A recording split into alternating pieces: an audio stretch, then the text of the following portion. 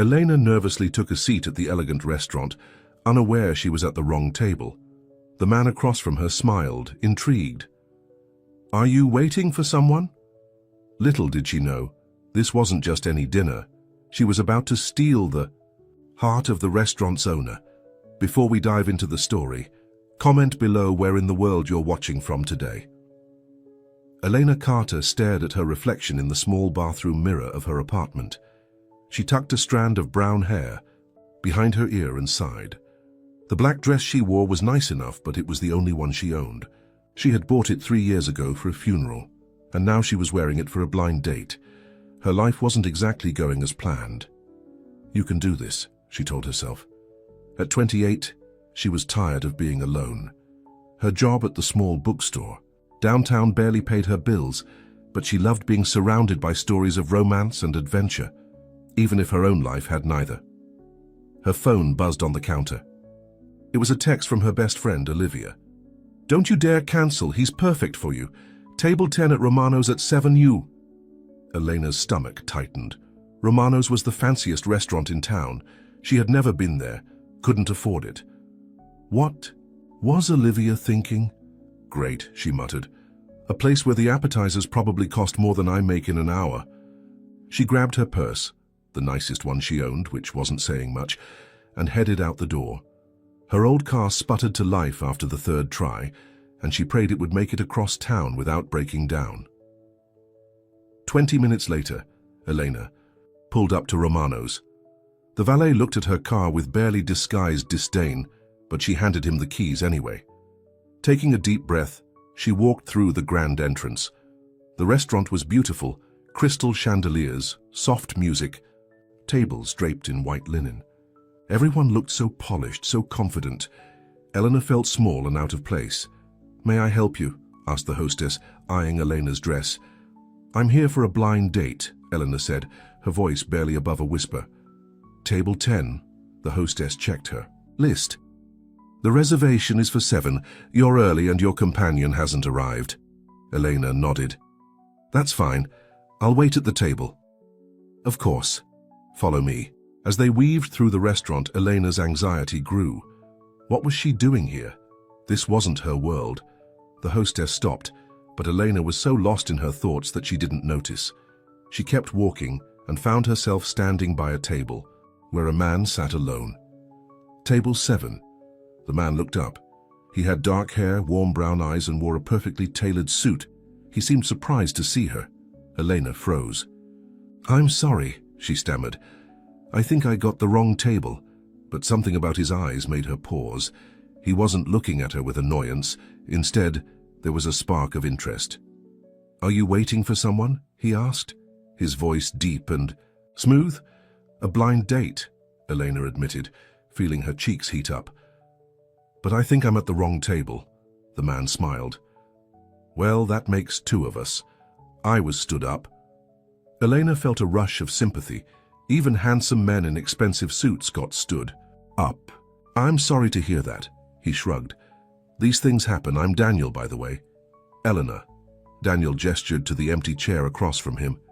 "Since you're waiting and I'm alone, why don't you join me, unless you'd rather sit by yourself?" Elena hesitated. She should find table 10. Her blind date would be arriving soon, but there was something about Daniel that made her want to stay. "Just until my date arrives," she said, sitting down. Daniel smiled again, and Elena noticed how it reached his eyes, creating small lines at the corners. He was older than her, maybe mid-30s, but it suited him. "So, Elena," he said, pouring her a glass of wine from the bottle on the table. "What do you do when you're not agreeing to blind dates at fancy restaurants?" The way he said it without judgment made her smile. "I work at a bookstore. Nothing glamorous, but I love being around books." "What's your favorite?" Daniel asked, seeming genuinely interested. "Oh, that's like asking someone to pick a favorite star in the sky," Elena said, then immediately felt foolish. Who said things like that? But Daniel didn't laugh at her. Instead, he leaned forward. "That's a beautiful way to put it." And just like that, the conversation flowed. Daniel asked about her favorite authors, and Elena found herself talking more than she had in months. He listened attentively, asked thoughtful questions, and shared his own love of classic literature. "I'm surprised a businessman like you has time to read," Elena said, realizing she'd assumed he was in business because of his suit. "Who says I'm a businessman?" Daniel asked with amusement. Elena blushed. "Your suit. I just assumed— no, you're right, I am in business. But everyone should make time for the things they love, don't you think?" Elena nodded, taking a sip of her wine. It was delicious, probably more expensive than any she'd ever tasted. "What about you?" she asked. "What do you do exactly?" Daniel hesitated for just a moment. "I'm in the restaurant business." "Oh, do you work here?" Elena asked, looking around the elegant space. Daniel's lips quirked in a small smile. "You could say I have a vested interest in the place." Before Elena could ask what he meant, a waiter approached their table. "Mr. Romano, your special order is ready." Elena's heart stopped. "Romano, as in Romano's restaurant?" She looked at Daniel with wide eyes. "You're Daniel Romano, the owner?"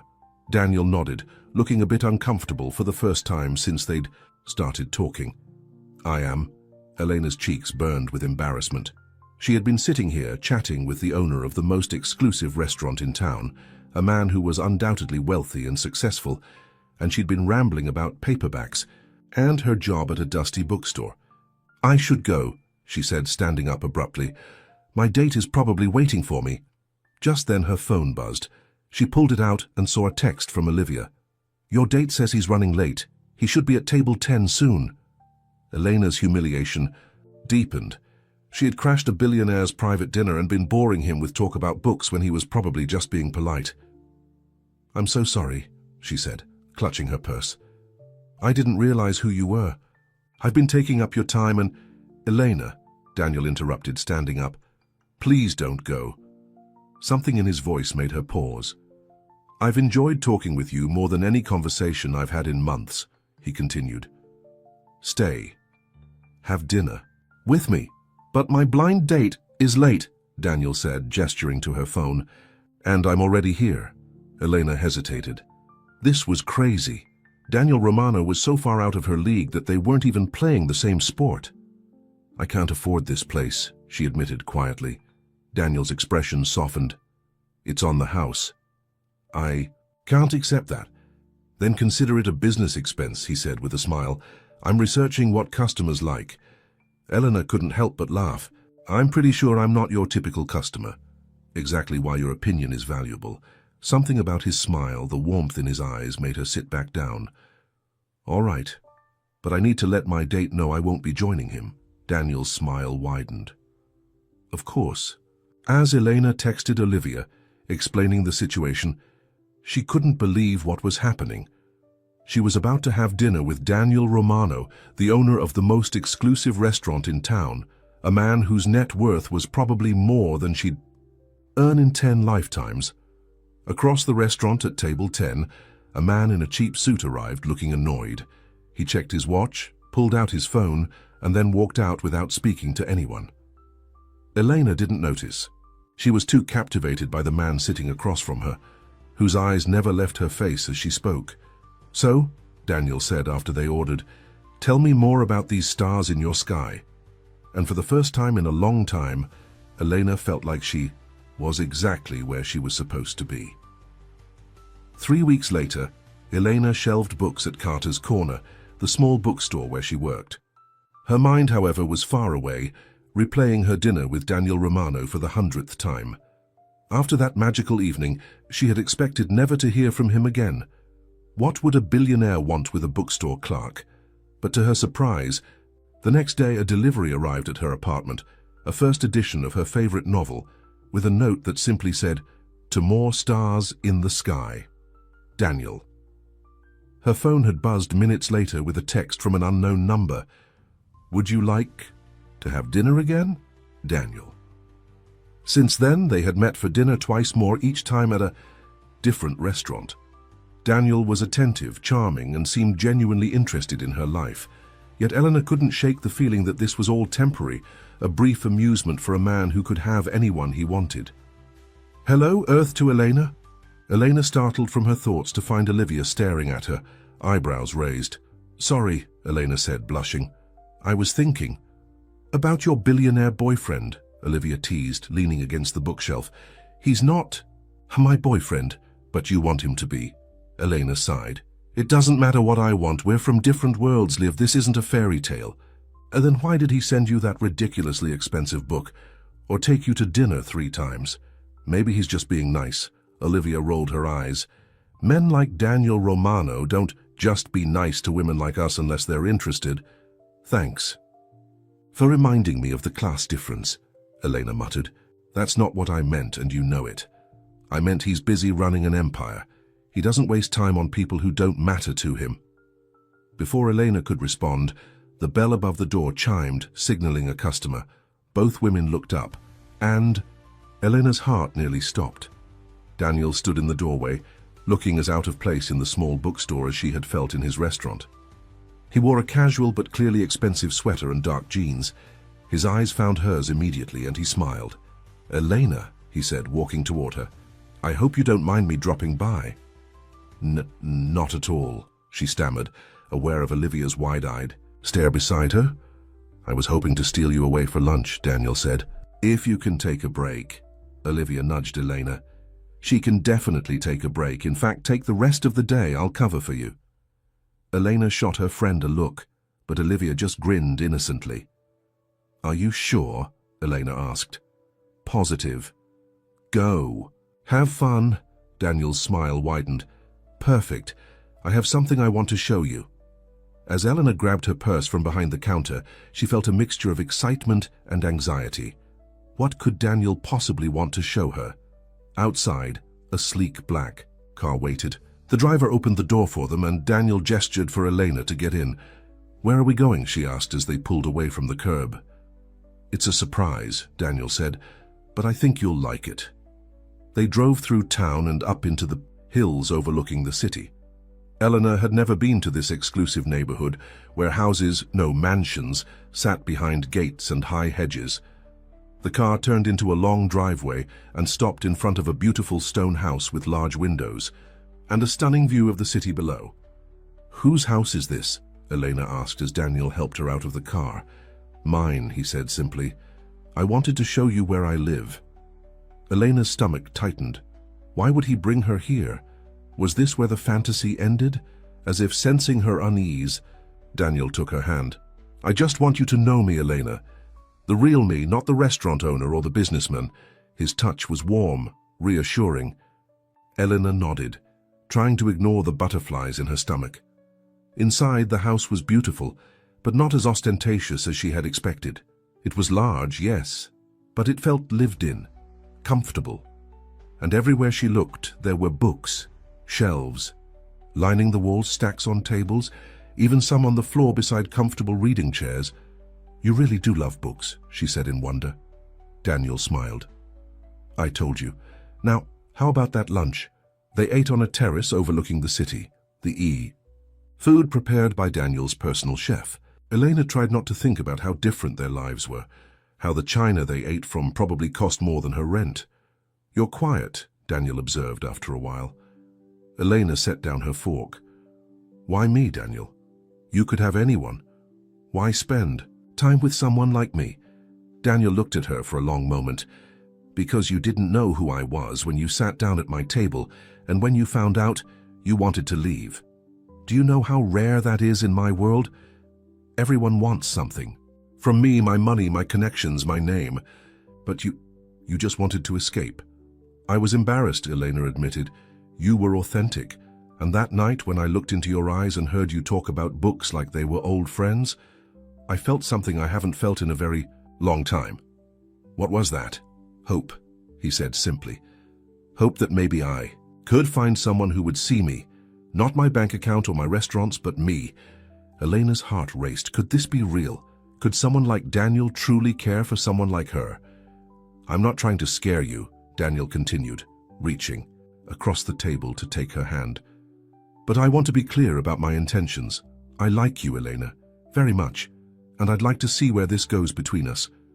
Elena looked at his hand holding hers, strong, confident, but also gentle. She thought about the wall she had built around her heart after years of disappointment, of feeling not quite enough. I'm scared, she admitted. Your world is so different from mine. Then we'll create our own world, Daniel said, his eyes never leaving hers. Together. And as the sun shone down on them high above the city where their unlikely meeting had begun, Elena allowed herself to believe that perhaps, just perhaps, fairy tales could come true after all. What she didn't know was that across town in a sleek office building, someone was watching her every move. Someone who had plans for Daniel Romano, plans that didn't include a nobody like Elena Carter. Victoria. Romano checked her reflection in the mirror of her corner office. At 45, she still turned heads with her sleek black hair, perfect, makeup, and designer clothes. As Daniel's older sister and the CFO of Romano Enterprises, she had worked hard to build their family's restaurant empire alongside her brother. But lately, Daniel had been distracted. She turned from the mirror and looked at the folder on her desk. Inside were photos of Daniel with a plain-looking woman in a cheap dress. Victoria had hired a private investigator the moment she heard rumors that her brother was seeing someone new. Eleanor Carter, she said aloud, flipping through the file. Bookstore clerk, no family connections, no money, no education beyond community college. The door opened, and her assistant stepped in. Ms. Romano, the board members are waiting in the conference room. Victoria closed the folder. Tell them I'll be right there. As she walked to the meeting, Victoria's mind raced. The Romano family had plans, big plans. They were about to expand their restaurant chain internationally, and they needed Daniel focused, not wasting time with some gold-digging nobody. Good morning, Victoria said as she entered the conference room. Let's begin. The meeting went well, but Daniel was noticeably absent. Again. Where is your brother? Asked Harold Watson, their largest investor, as the meeting concluded. Victoria forced a smile. He's reviewing a new location. You know Daniel, always hands-on. The truth was she had no idea where her brother was, and that worried her. Daniel pressed the elevator button for the penthouse of the Morris Hotel, one of his newest acquisitions. Beside him, Elena shifted nervously. Are you sure about this? She asked, tugging at the new dress. He had bought her, a simple blue one that brought out her eyes. Absolutely, Daniel replied, squeezing her hand. It's just dinner with a few friends. But it wasn't just dinner. It was Daniel's 40th birthday celebration, and the guest list included some of the most powerful people in the city. Daniel had wanted to keep it small, but Victoria had insisted on making it an event. The elevator doors opened directly into the penthouse, where about 50 people stood talking, drinking champagne, and admiring the view of the city skyline. Conversation paused as Daniel and Elena stepped in. There's the birthday boy, someone called, and people began to approach. Elena felt overwhelmed as Daniel introduced her to one person after another. Mayors, celebrities, wealthy business people, all part of Daniel's world. She tried to remember names, to smile at the right times, but she could feel curious glances, hear whispered questions. And who exactly is she? Where did he find her? Does Victoria know? After what felt like hours, Eleanor excused herself to find the restroom. As she washed her hands, the door opened, and a striking woman entered, tall, elegant, with Daniel's dark eyes. So you're Eleanor, the woman said, her voice cool. Elena's stomach tightened. Yes. And you are? Victoria Romano, Daniel's sister. She looked Elena up and down, not bothering to hide her assessment. You're not what I expected. What did you expect? Someone more suitable for my brother. Elena took a deep breath. I think Daniel can decide that for himself. Victoria stepped closer. Let me be direct. My brother is a good man with a kind heart. He sees the best in people. I admire that about him. But sometimes he doesn't see the whole picture. And what picture is that? Elena asked, trying to keep her voice steady. The one where women throw themselves at him because he's worth billions. Victoria's eyes narrowed. The one where he's vulnerable because he's lonely. I didn't know who he was when we met, Elena said. I wasn't even supposed to be at his table. So I've heard, Victoria replied. Quite the coincidence.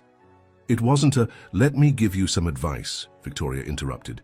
Enjoy this while it lasts. The gifts, the attention, the glamour, but understand that it won't last. Daniel lives in a world you can't even begin to comprehend, with responsibilities you can't imagine. Eventually, he'll remember that, and when he does, don't make it difficult for him. Before Elena could respond, Victoria turned and left. Elena stared at her reflection in the mirror, noticing how out of place she looked even in her new dress. Victoria's words had struck a nerve. Elena had been thinking the same thing herself, that this fairy tale couldn't possibly last.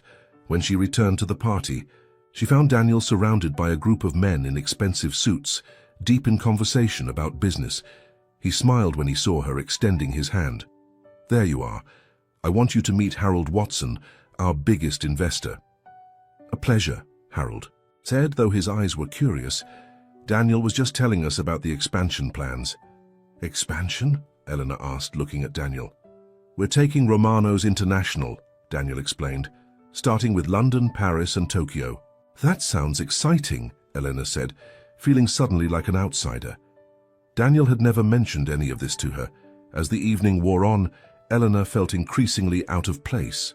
Daniel was pulled in different directions by people wanting to discuss business, reminisce about old times, or simply be seen talking to him.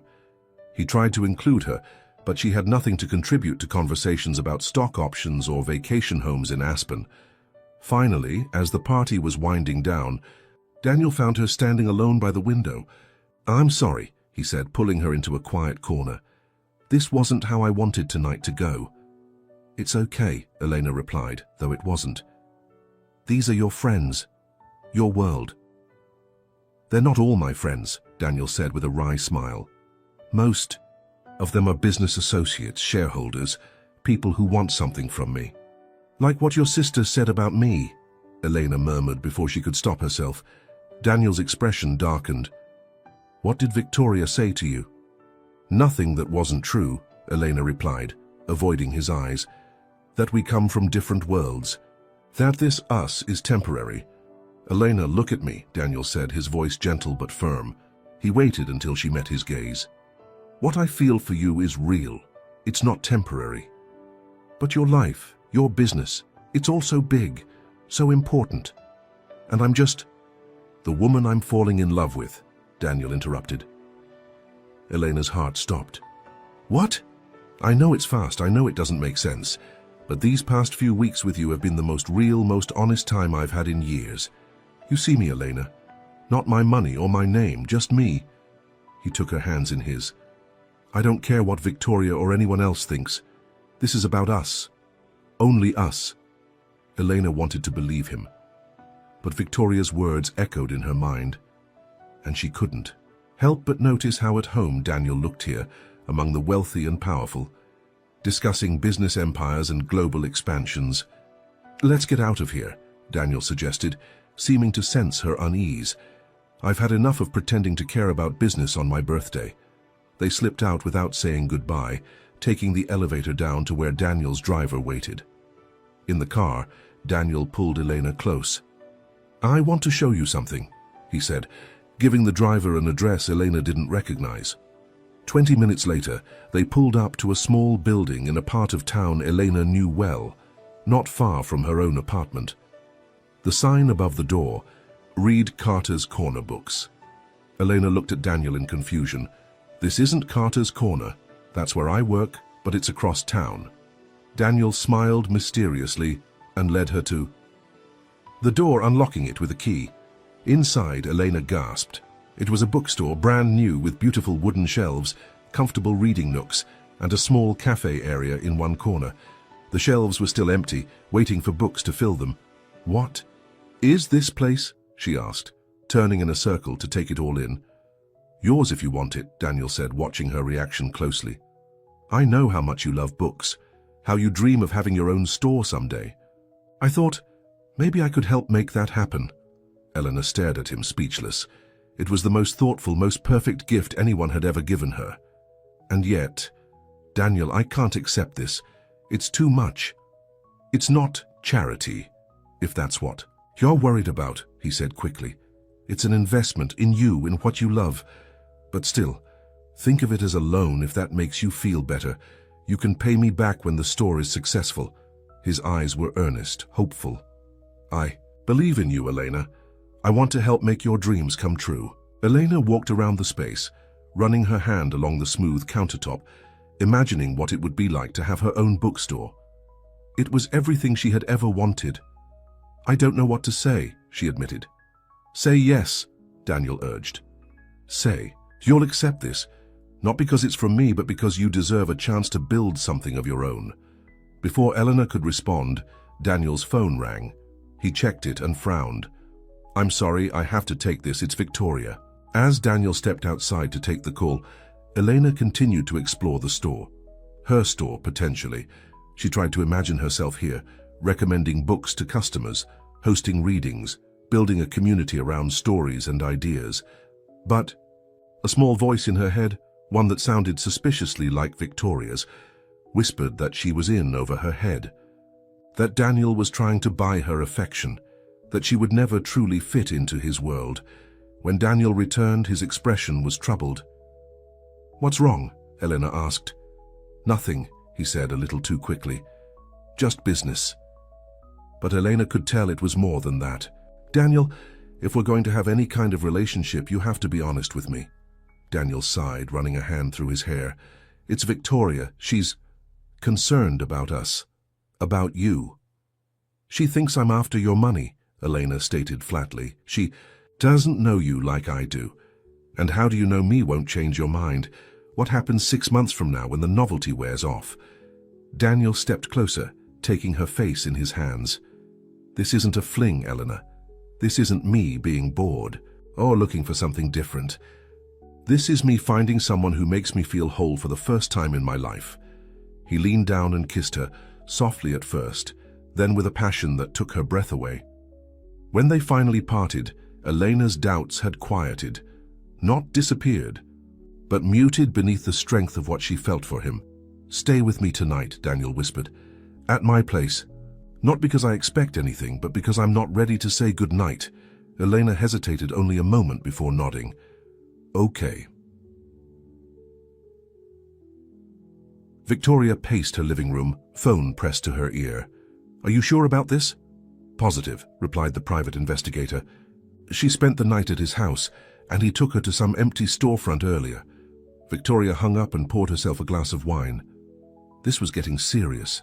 Too serious. She picked up her phone again and dialed a number she hadn't called in years. It's Victoria Romano, she said when the person answered. I need your help with a delicate matter. It involves my brother, and a woman I believe is using him. To the next morning, Elena woke to sunlight streaming through large windows and the unfamiliar sensation of high thread count sheets against her skin. Daniel's arm was draped over her waist, his breathing deep and even. They hadn't made love. Daniel had been true to his word about not expecting anything, but they had talked late into the night, sharing stories and dreams and fears.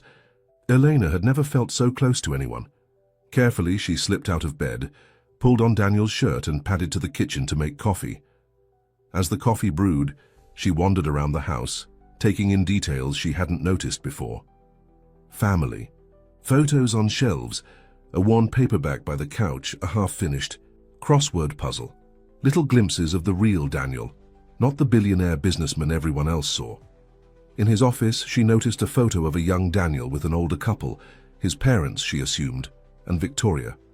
They looked happy, normal. Not like billionaires, just a family. Next to the photo was a stack of papers. Elena hadn't meant to snoop, but a familiar name caught her eye.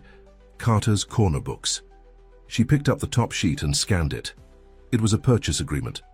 Daniel hadn't just rented that storefront, he had bought the entire building. For an amount of money that made Elena's head spin. And there at the bottom of the document was another name that made her freeze. Olivia Martinez, her best friend. The pieces clicked into place. Olivia setting her up on a blind date at Romano's. Elena accidentally sitting at Daniel's table. The blind date who never showed up. It hadn't been a coincidence, it had been planned. You're up early. Elena whirled around to find Daniel standing in the doorway, wearing only pajama bottoms. His smile faded when he saw the paper in her hand. What are you doing? Did you know? Elena asked, her voice shaking. Did you know I would sit at your table that night? Daniel's confusion seemed genuine. What?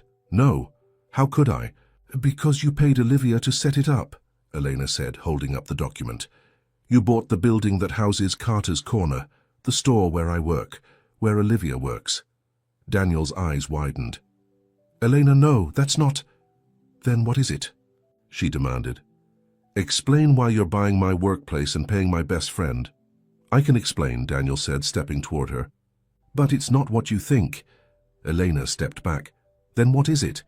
Because from where I'm standing, it looks like you set this whole thing up. The meet-cute, the whirlwind romance, all of it. Daniel ran a hand through his hair, looking frustrated. Yes, I bought the building, but it was after I met you. I wanted to surprise you. The store is struggling. Olivia told me that when I went to see her. You went to see Olivia? Behind my back? To ask about the store. To find out if it could be saved. She told me the owner wants to retire, that the place might close. I thought I could help. Elena shook her head, trying to make sense of it all. So you just happened to buy the building where I work after randomly meeting me at your restaurant? Yes, Daniel insisted.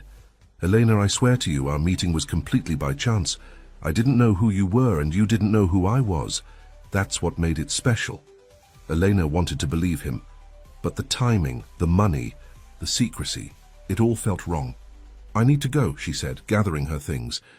I need to think. Elena, please, Daniel pleaded. Let me explain properly.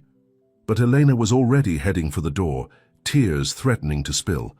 She called a rideshare on her phone, unable to bear the thought of Daniel driving her home, as She waited outside, hugging herself against the morning chill. Daniel came after her, still in just his pajama bottoms. Eleanor, don't leave like this. We can talk about this. I need space, she said, not meeting his eyes. You've done nothing but shower me with expensive gifts since we met. The book, the dinners, now a whole store. It's too much, too fast. Because I care about you, Daniel insisted, not because I'm trying to buy you. The car arrived and Elena got in without looking back. As they drove away, she finally let the tears fall. Back at her apartment, Elena called Olivia immediately. We need to talk, she said when her friend answered. Now. An hour later, Olivia sat on Eleanor's couch looking guilty. I didn't know he was going to buy the building, Olivia insisted. He came to the store asking about you, asking if you were single. He seemed so nice, so genuine. And when I told him about Mr. Fletcher wanting to retire and close the store, he said he might be able to help. And the blind date? The one who never showed up? Olivia winced. There was no blind date. I just needed a reason to get you to Romano's. Eleanor felt betrayed. By her best friend, by Daniel, by everyone. Why, Liv? Why would you do that? Because you deserve something good. You work so hard, you care so much, and you never put yourself first. When Daniel Romano came in asking about you, looking at you like you were the answer to every question he'd ever had, I couldn't say no. Elena shook her head, tears welling up again. I thought it was real. I thought he liked me for me. He does, Olivia insisted. I've seen the way he looks at you. That can't be faked. But Elena wasn't so sure anymore. Had any of it been real? Or was she just an amusement, a charity case for a bored billionaire? Her phone buzzed with messages from Daniel, but she ignored them. She needed time to think, to figure out what was true and what wasn't. What she didn't know was that while she was questioning everything about her relationship with Daniel, Victoria Romano was setting a plan in motion, one that would force Elena to make a choice between her heart and her pride. And across town in a small cafe, Victoria sat across from a handsome man with a charming smile and cold eyes. Thank you for meeting me, she said, sliding a photo of Elena across the table. I need you to get close to her, find out what she really wants from my brother. The man picked up the photo, studying Elena's face. And if she's genuine, if she actually cares about him? Victoria's smile was sharp. Then you make her care about you instead. 3 days passed. Eleanor ignored Daniel's calls and messages, throwing herself into work at the bookstore. Every time the bell above the door rang, her heart jumped, thinking it might be him. But Daniel never came. You have to talk to him eventually, Olivia said as they closed the store on Wednesday night. He's called the store 5 times today. I know, Elena sighed, counting the register. But what am I supposed to say? Sorry, I accused you of manipulating my entire life. Let's go back to normal. Olivia leaned against the counter. For what? For its worth, I really don't think he planned our meeting. I never told him which table you'd be at or anything like that. I just said you'd be at Romano's that night. Elena wanted to believe that. She missed Daniel. His smile, his voice, the way he listened to her as if every word she said mattered. But the doubt lingered. Why would someone like him be interested in someone like her unless he had an agenda? The bell rang, and both women looked up. But it wasn't Daniel. It was a handsome stranger with sandy blonde hair and a friendly smile. Sorry, we're closing, Olivia called out. Actually, I was hoping to catch Eleanor, the man said. I'm Jason Miller. Daniel asked me to stop by. Eleanor's pulse quickened. Daniel sent you? Jason shook his head. Not exactly. I'm an old friend of his, and I heard you two were having some issues. I thought maybe I could help clear things up. Eleanor exchanged a glance with Olivia, who shrugged. I'll finish up here. You two can talk. Eleanor reluctantly led Jason to the small reading area in the corner of the store. So what exactly did you want to clear up? First, that Daniel's a mess without you, Jason said with a warm smile. Second, that you've got him all wrong. Have I? Look, I've known Daniel since college. He's never been the guy who buys affection. In fact, it's the opposite. He's always been suspicious of people who get too close because of his money. Jason leaned forward. Until you. Eleanor wanted to believe him, but she'd been burned before. If you're such good friends, why hasn't... He mentioned you. He has a lot of friends, business associates, but not many people he truly trusts. Jason's eyes met hers. I run a literacy program for underprivileged kids. That's how I know about you. Daniel mentioned you worked at a bookstore and might be interested in helping out. That sounded like Daniel. Always thinking of how to connect people, how to help. Why didn't he come himself? Elena asked, the question that had been burning in her mind. He thought you needed space and... Jason hesitated. His sister's been keeping him busy with emergency board meetings, contract negotiations. I think she's deliberately trying to distract him. Eleanor frowned. Victoria doesn't like me. Victoria doesn't like anyone she sees as a threat to the family business, Jason corrected. It's nothing personal. She did the same thing with Daniel's last girlfriend. They talked for another hour, Jason sharing stories about Daniel from college, painting a picture of a man who was generous but private, wealthy but down to earth. By the time they finished, Elena felt her anger softening. Maybe I overreacted, she admitted. Why don't you come to our literacy event this weekend? Jason suggested. Daniel will be there. You can talk in a neutral space, surrounded by books, your favorite thing. Eleanor hesitated, then nodded. Okay, text me the details. After Jason left, Olivia pounced. Well, what did the hottie want? To tell... I've been an idiot, Elena said with a small smile. And to invite me to a literacy event this weekend where Daniel will be. Are you going? Elena nodded. I think I need to hear him out at least. What Elena didn't know was that across town, Jason was meeting with Victoria Romano in her elegant office. Well, Victoria demanded, did she believe you? Jason nodded, accepting the envelope of cash Victoria handed him. Hook, line, and sinker. She'll be at the event on Saturday. And Daniel has no idea about any of this? None. He's been too busy with those meetings you scheduled. Victoria smiled coldly. Perfect. Make sure everything goes according to plan on Saturday. I want her gone for good. Saturday arrived, and Elena spent more time than usual getting ready. She chose a simple but pretty dress, applied light makeup, and even splurged on having her hair styled. The address Jason had sent was for a community center in one of the city's lower-income neighborhoods. When Elena arrived, she was surprised to see a small group of children sitting in a circle, listening to a story being read by a young woman. There were books everywhere and colorful posters about reading, but no sign of Daniel. Eleanor, you made it! Jason approached with a warm smile, giving her a quick hug that took her by surprise. I'm so glad you could come. Where's Daniel? She asked, looking around. Running late as usual, Jason said with a laugh. But he'll be here? In the meantime, want to help me set up for the craft activity? Elena nodded, falling easily into helping organize supplies for the children. It felt good to be useful, to be around books and eager young readers. This was the kind of thing she'd always wanted to do with her own bookstore someday. An hour passed, then two. Daniel still hadn't arrived, and Elena's messages to him went unanswered. I don't understand, she said to Jason as the event was winding down. You said he'd be here. Jason's expression was sympathetic. I thought he would be. Maybe something came up with the business, you know how it is. But Elena didn't know that was the problem. Daniel's world, with its emergency board meetings and global expansions, was foreign to her. Let me drive you home, Jason offered. We can stop for coffee on the way, and I'll try calling him again.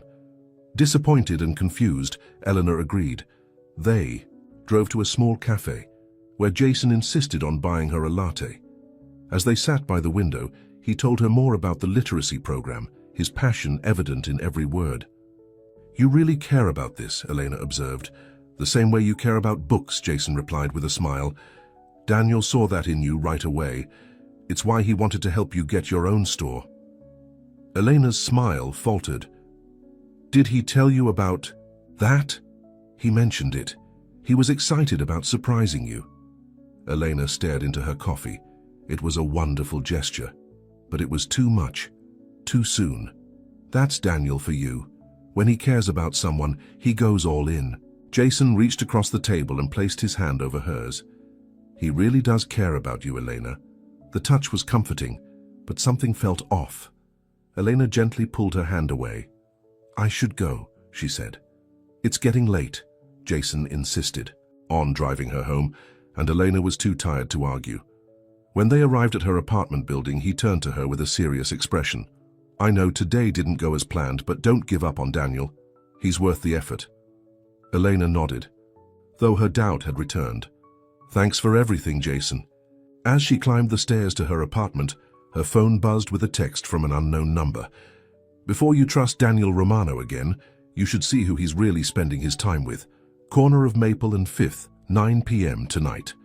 Elena stared. At the message, her stomach churning.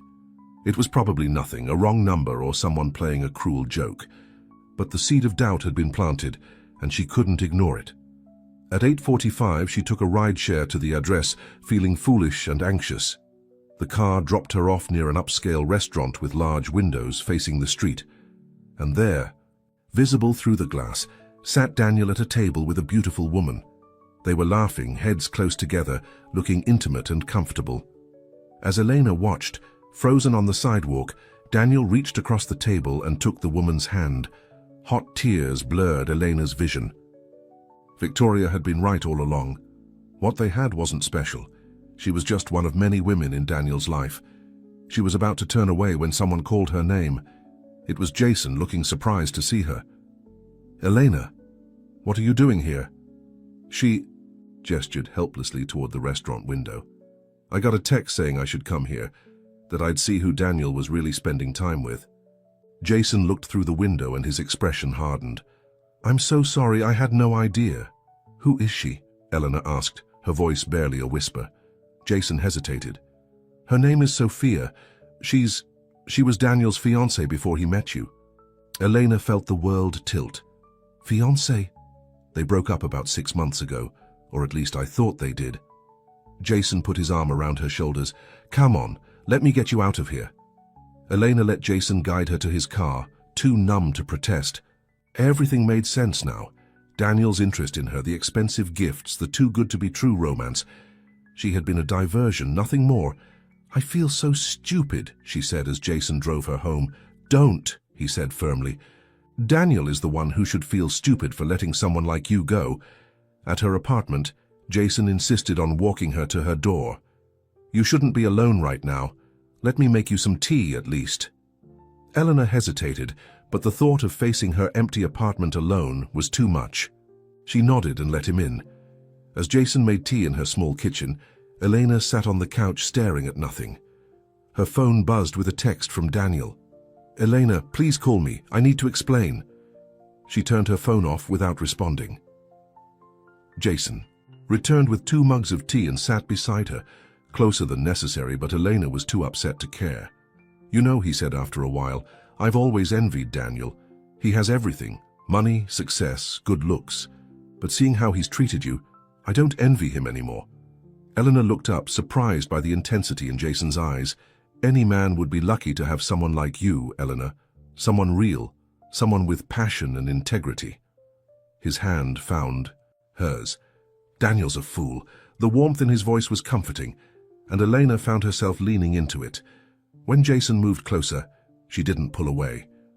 And when he kissed her softly at first, then with growing hunger, she let herself respond. It was a mistake. She knew it even as it was happening. But she was hurt and angry, and Jason's attention was a balm to her wounded pride. A knock at the door broke the moment. Elena pulled away, flushed and confused. "Ignore it," Jason murmured, reaching for her again. But the knocking became more insistent, followed by a familiar voice. "Elena, I know you're in there. Please, we need to talk." "Daniel."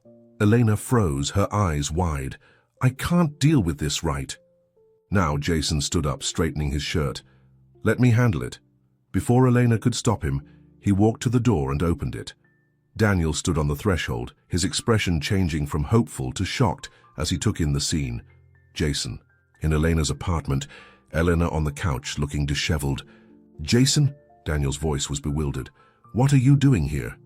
"Taking care of Elena," Jason replied coolly. "Someone had to." Daniel's eyes darted from Jason to Elena.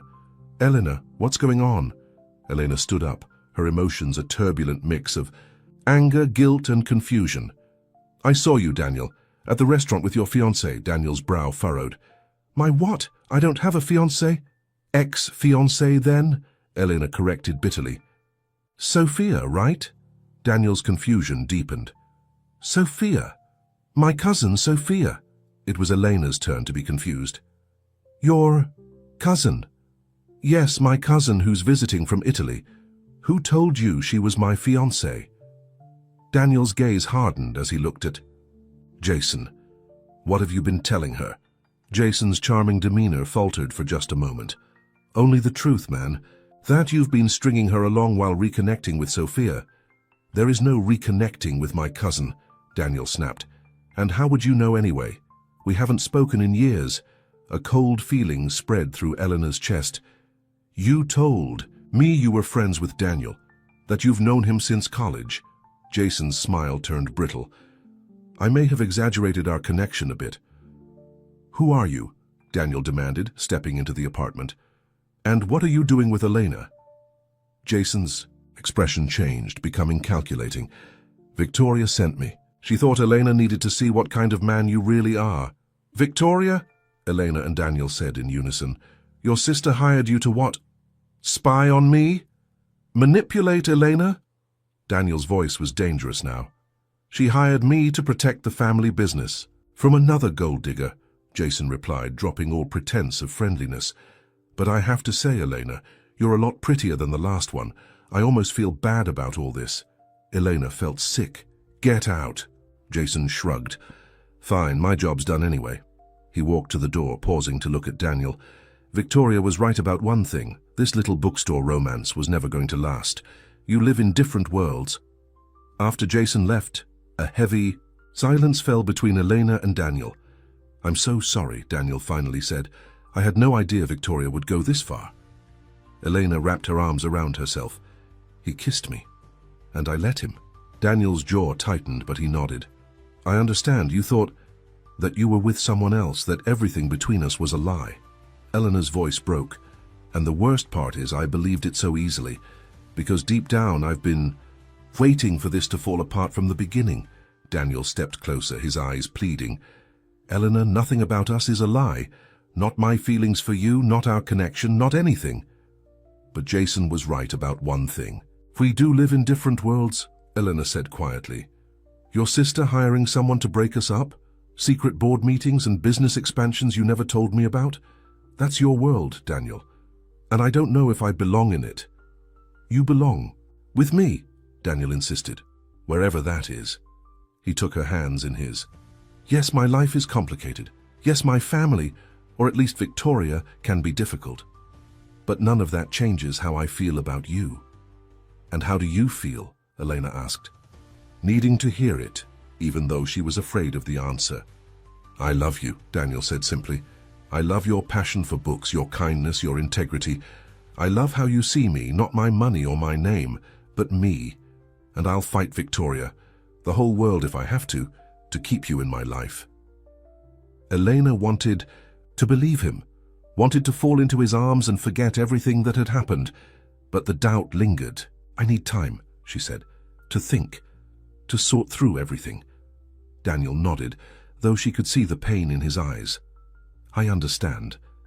But before I go, there's something else you should know. He pulled an envelope from his jacket and handed it to her. The real reason I couldn't make it to the literacy event today. Eleanor opened the envelope and found a deed inside. The deed to the building that housed Carter's Corner books. But it wasn't in Daniel's name, it was in hers. I transferred ownership to you, Daniel explained. No strings attached. Whether we're together or not, the building is yours. You can keep working at Carter's Corner or open your own store or sell it, whatever you want. Eleanor stared at the document, speechless. I'm not trying to buy your forgiveness, Daniel continued. I just want you to have options to be secure. Because I love you, and that means wanting what's best for you, even if it's not me. He leaned in and pressed a gentle kiss to her forehead. Take all the time you need. I'll be waiting. After Daniel left, Elena sat alone in her apartment, the deed in her lap, her mind and heart at war. She loved Daniel. She could admit that now, at least to herself. But was love enough to bridge their different worlds? And what about Victoria? If she had gone this far to break them up, what would she do next? Victoria was waiting in Daniel's office when he arrived at Romano Enterprises the next morning. Long night, she asked, noting his rumpled appearance. You could say that, Daniel replied coldly. I was busy cleaning up your mess. Victoria raised an eyebrow. I don't know what you mean. Jason Miller, Daniel said, tossing a folder on the desk between them. The man you hired to manipulate Elena. Victoria didn't bother denying it. I was protecting you, protecting our family business. By lying? By hurting someone I care about? She's using you, Daniel. Can't you see that? She's a nobody from nowhere who happened to sit at your table one night, and suddenly you're buying her buildings, talking about love. I do love her, Daniel interrupted. And if you can't accept that, if you can't respect my choices, then maybe it's time we reconsider our business arrangement. Victoria's eyes widened. What are you saying? I'm saying that as of this moment, you're suspended from your duties as CFO. The board will be informed later today. You can't do that, Victoria protested. I built this company with you. Without you, we might actually focus on the restaurants instead of endless expansion and profit margins, Daniel said firmly. I founded Romano's because I love food, love bringing people together around a table. Somewhere along the way, you turned it into a corporate machine. Victoria stood up, her face flushed with anger. You'll regret this.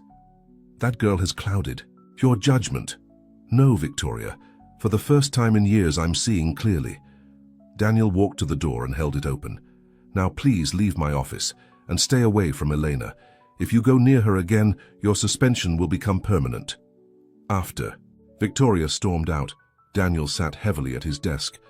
He had meant what he said to Elena. He would fight for her, even if it meant fighting his own sister. But now that the confrontation was over, doubts crept in. What if Elena decided their worlds were too different? What if the damage Victoria had done was irreparable? His phone rang, interrupting his thoughts. It was Harold Watson, their biggest investor. Daniel, we need to talk, Harold said without preamble. Victoria called an emergency meeting with the investors. She's claiming you're mentally unfit to lead the company. Daniel closed his eyes, realization dawning.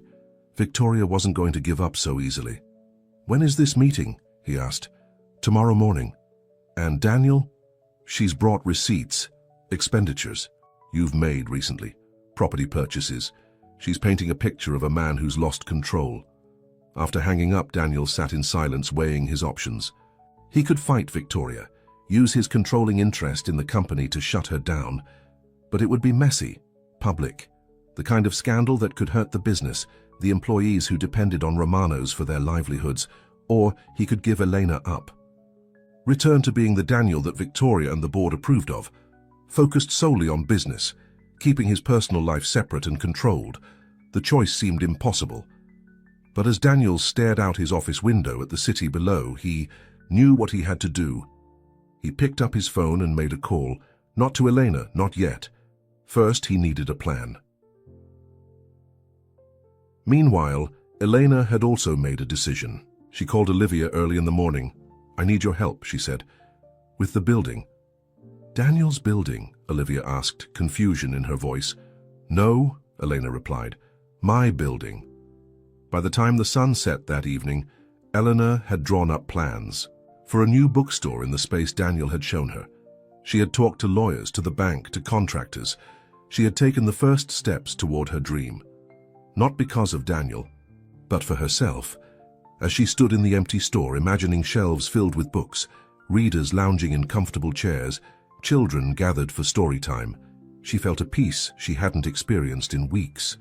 Whatever happened with Daniel, she would be okay. She would build something of her own. Her phone buzzed with a text. It was from Daniel. "I know you asked for time and I respect that, but Victoria has forced my hand. If you still care for me at all, please meet me tomorrow at Romano's. Table. 7 p.m. Everything I've been fighting for, including us, depends on it. All my love, Daniel." Elena read the message twice, her heart racing. It sounded serious, urgent. Was Daniel in trouble? Despite everything, she knew she would go. Because no matter how different their worlds were, her heart was still firmly in. Here's what she didn't know, was that across town Victoria Romano was setting an even more dangerous plan in motion, one that would force Elena and Daniel to decide once and for all if their love was worth fighting for. Elena stood outside Romano's restaurant, her heart pounding in her chest. The last time she'd walked through these doors, she had been a different person, nervous about a blind date, unaware that her life was about to change forever. Now she knew exactly who would be waiting for her at table 7. The question was, what would happen when she sat down? She had spent the day alternating between excitement and dread. Whatever Daniel needed to tell her, it sounded important, possibly final. Was he ending things, giving her an ultimatum, or was there something else going on, something to do with Victoria's schemes? Taking a deep breath, Eleanor pushed open the door and walked inside. The restaurant was unusually quiet. In fact, it seemed empty except for the host, who smiled when he saw her. "Ms. Carter, welcome back. Mr. Romano is waiting for you." As she followed him through the restaurant, Eleanor realized that it was indeed empty. No other diners, no waitstaff bustling about. Just silence, and the soft glow of candlelight coming from a single table in the center of the room. Table 7. Daniel stood as she approached, his eyes never leaving hers. He looked tired but determined, his usual perfect appearance slightly rumpled, as if he'd been working non-stop. "You came," he said, his voice filled with relief. "Your message sounded urgent," Elena replied, trying to keep her tone neutral despite the flutter in her stomach. "Is everything okay?" Daniel pulled out her chair. "That depends on what happens in the next hour." Once they were seated, Eleanor noticed that the table was set with the same wine they had shared on their first night together, a small, meaningful touch that wasn't lost on her. "I know you asked for time," Daniel began, "and I wanted to give it to you. But Victoria has forced my hand." "What did she do?" Eleanor asked, concern replacing her nervousness. Daniel poured them each a glass of wine. "After I confronted her about Jason, I suspended her from the company. In retaliation, she called an emergency meeting with our investors, claiming I'm mentally unfit to lead Romano Enterprises." Elena's eyes widened. "Can she do that?" "She can." "Try," Daniel said grimly. "The meeting is tomorrow morning. Victoria has gathered evidence of my erratic behavior, buying buildings for bookstore clerks, neglecting expansion plans, making emotional decisions instead of business ones." "The building," Elena murmured. "I never asked you to do that." No, Daniel said quickly. I didn't do it to manipulate you or to buy your affection. I did it because I believe in you, in your dream. Elena studied his face, seeing the sincerity there. I believe you. But why tell me this? I don't see how I can help with your business troubles. Daniel took a deep breath.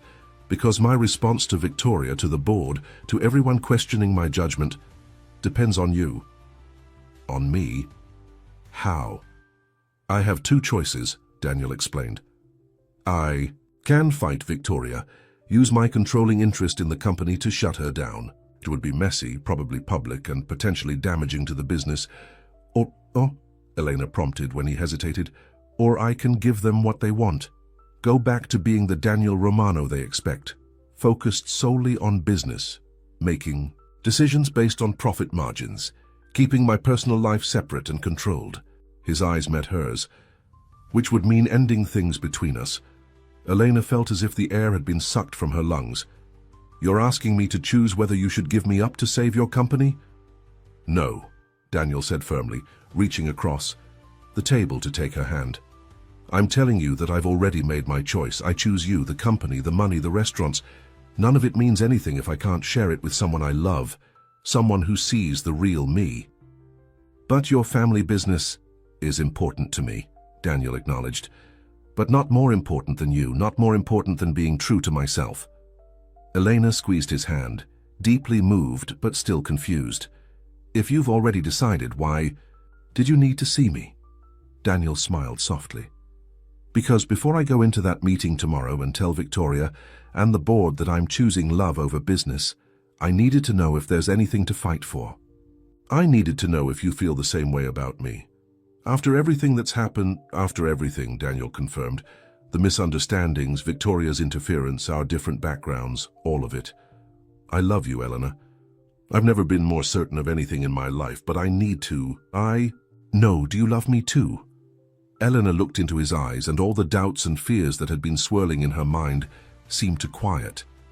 This man, this kind, generous, honest man, had chosen her over everything else in his life. Not because of some romantic whim, but because he truly believed in what they had together. I do love you, she said softly. I think I've loved you since that first night at this table, when you listened to me talk about books as if it was the most interesting conversation you'd ever had. Relief and joy washed over Daniel's face. Then that's all that matters. Whatever happens tomorrow, we'll face it together. But what about Victoria, your company? Daniel's expression turned thoughtful. I've been thinking about that too, and I have a proposal for the company and for us. He reached into his jacket pocket and pulled out a small box and a folder. First, the business proposal, he said, opening the folder to reveal a business plan. I want to transform Romano's. Instead of expanding endlessly with identical restaurants, I want to create a new kind of space. Restaurants combined with bookstores, places where people can enjoy good food and good books together. Elena's eyes widened. Like a literary cafe, but on a larger scale? Exactly. Each one would be unique, catering to the local community. And I want you to be my partner in this venture, not just as my girlfriend, but as the creative director. Your bookstore would be the flagship, the model for all the others. Elena scanned the proposal, her mind racing with possibilities. It was a beautiful vision, combining Daniel's passion for food with her love of books, creating spaces where people could connect, not just over meals, but over stories. It's brilliant, she admitted. But will your investors go for it? Some will, some won't, Daniel said pragmatically. But I've run the numbers. It's actually less risky than Victoria's global expansion plan because we can start small, adapt as we go. And I've already spoken to Harold Watson, our biggest investor. He loves the idea. And Victoria? Daniel's expression hardened slightly. She'll have a choice. She can support this new direction, or she can sell her shares and move on. Either way, she won't be interfering in our relationship anymore. Elena nodded, impressed by Daniel's resolve. Then her eyes fell on the small box still sitting on the table. And what's that? She asked, her voice barely above a whisper. Daniel picked up the box but didn't open it. This is the second proposal, and it's entirely separate from the first one. Whether you want to be my business partner or not, this question stands on its own. Elena's heart raced as Daniel got up from his chair, and right there in the empty restaurant knelt beside her. "Elena Carter, I love you. I love your passion, your integrity, your courage. You've shown me what really matters in life, and I don't want to spend another day without you by my side." He opened the box, revealing a simple but elegant diamond ring. "Will you marry me?" Elena stared at the ring, then at Daniel's hopeful face. It was fast, too fast, by conventional standards. They had known each other only a few months, had weathered misunderstandings and manipulations, had come from entirely different worlds. And yet, she had never been more certain of anything in her life. "Yes," she said, tears filling her eyes. "Yes, I'll marry you." Daniel's face lit up with joy as he slipped the ring onto her finger. It fit perfectly, as if it had always been meant to be there. He stood and pulled her into his arms, kissing her with all the love and promise of their future together. When they finally parted, Elena looked at the ring on her finger, then at the business proposal on the table. "So, I'm going to be a Romano," she said with a small laugh. "Both personally and professionally."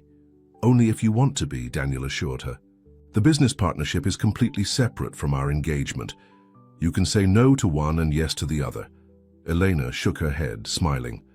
"Daniel Romano, I love you because you always give me a choice. But in this case, my answer is yes, to both. Yes to being your wife and yes to creating this beautiful vision together." Daniel kissed her again, and in that moment, all the doubts and fears that had plagued them both seemed to vanish. They had found each other by accident, a wrong table, a mistaken identity. But what had grown between them was no accident at all. It was real and true and worth fighting for. 1 year later, Eleanor stood in the center of Chapter and Verse, the bookstore cafe that had once been just a dream. Sunlight streamed through the large windows, illuminating shelves filled with carefully chosen books. Comfortable reading nooks invited visitors to linger, while the cafe area served delicious food inspired by Daniel's original restaurant. It was opening day, and Elena couldn't stop smiling as she watched people explore the space, finding books, ordering coffee, settling into the cozy chairs. "Nervous?" asked Olivia, who had become the store's manager. "Excited," Eleanor corrected, twisting her wedding ring, a habit she had developed over the past 6 months of marriage. The door opened, and Daniel walked in, his face lighting up when he saw her. He made his way through the crowd, stopping to greet customers and check that everything was running smoothly. "What do you think?" Elena asked when he reached her, gesturing to the busy store. "I think it's perfect," Daniel said, his eyes filled with pride. "Just like I knew it would be." The Romano literary cafes, as they had come to be called, were proving to be a success. They had opened 3 so far, with plans for 2 more by the end of the year. Each one was unique, reflecting the community it served, but all shared the same core philosophy: bringing people together through food and books. "Have you heard from Victoria?" Elena asked. It was still a sensitive subject, but one they had learned to discuss openly. Daniel nodded. "She's doing well with her new venture in Miami. I think getting away from here, starting something of her own, was good for her." After the confrontation with the board, where Daniel had presented his new vision for the company and made it clear that his personal life was not up for discussion, Victoria had chosen to sell her shares and move away. The relationship between the siblings was still strained, but healing slowly. She had even sent a wedding gift, a small but meaningful gesture of reconciliation. "Daniel, Eleanor," called a voice, and they turned to see Harold Watson approaching, a book in one hand and a coffee in the other. "This place is remarkable. Exactly what you promised it would be. Thank you for believing in us," Daniel said, shaking the investor's hand. "Best decision I ever made," Harold replied with a chuckle. "The numbers from the first 2 locations are exceeding projections, and the customer feedback has been extraordinary." As Harold moved away to explore more of the store, Daniel slipped his arm around Elena's waist. "Happy?" he asked softly. Elena leaned into him, thinking about the journey that had brought them here, from a mistaken table at a restaurant to building a life and a business together. It hadn't always been easy, merging their worlds, navigating family dynamics, learning to be partners in every sense. But it had been worth every moment. More than I ever thought possible, she replied honestly. A group of children settled into the reading nook for story time, and Elena smiled at the young woman who was about to read to them, one of several staff members they had hired from the same low-income neighborhood where the literacy program operated. That had been Elena's idea, creating jobs as well as a love of reading. "I should get back to work," Elena said, reluctantly pulling away from Daniel. "The author for our evening event will be here soon." Daniel nodded, but held her hand a moment longer. "Table 7 tonight?" he asked with a smile, referring to their standing date at the original Romano's every week. "Wouldn't miss it," Elena promised. As she moved through the store, helping customers find books, checking on the cafe service, Elena couldn't help but marvel at how life had changed. She had gone from a bookstore clerk dreaming of more to the creative director of a growing company and the wife of a man who valued her ideas as much as he valued her heart. And it had all started with sitting at the wrong table. Later that evening, as Elena and Daniel sat at their special table in the now busy restaurant, they toasted to their success. "To new beginnings," Daniel said, raising his glass. "And to happy accidents," Elena added with a smile. The restaurant hummed with life around them, people laughing, enjoying good food, sharing stories. At a nearby table, a woman sat alone, checking her watch nervously. A blind date, perhaps, waiting for someone who might change her life. Daniel noticed Elena watching the woman. "Reminds you of someone?" he asked with a smile. "A little," Elena admitted. "I hope her evening turns out as well." As mine did. Just then a man approached the woman's table, looking confused. "Is this table 10?" he asked. The woman shook her head. "No, this is table 12. Table 10 is over there." "Oh, I'm sorry," the man said. But instead of moving away, he hesitated. "You know, since I'm already here..." Elena and Daniel exchanged knowing smiles as the man sat down across from the woman, introducing himself. "Should we tell them that's how the best love stories start?" Daniel whispered, reaching across the table to take Elena's hand. "No," Elena replied, her eyes filled with love as she looked at her husband. "Let them find out for themselves." And, as the new couple began their conversation, Elena and Daniel continued their own story, the one that had begun with a mistake and grown into something true and lasting. A reminder that sometimes the wrong table was exactly the right place to be. In her sleek Miami office, Victoria Romano stared at the magazine on her desk. The cover featured Daniel and Elena at the opening of their newest literary cafe, looking happy and successful. The headline read, "Romano Literary Cafes, How One Couple is Redefining Dining and Reading." For a moment, regret washed over her. She had been wrong about Elena, wrong about what Daniel needed. The business was thriving under their joint leadership, in ways she hadn't anticipated. Her assistant knocked on the door. "Ms. Romano, your 3 o'clock is here." Victoria closed the magazine and straightened her shoulders. "Send him in." As a handsome man in a well-tailored suit entered her office, Victoria offered her hand and a professional smile. "Mr. Collins, thank you for coming. I've reviewed your proposal for the Miami expansion, and I'm interested in hearing more." As they sat down to discuss business, Victoria glanced once more at the closed magazine. Perhaps it was time to make amends, to truly accept Elena as part of the family, to rebuild what she had nearly destroyed. After all, if there was one thing the Romano family understood, it was that sometimes the best things in life came from unexpected beginnings. The end.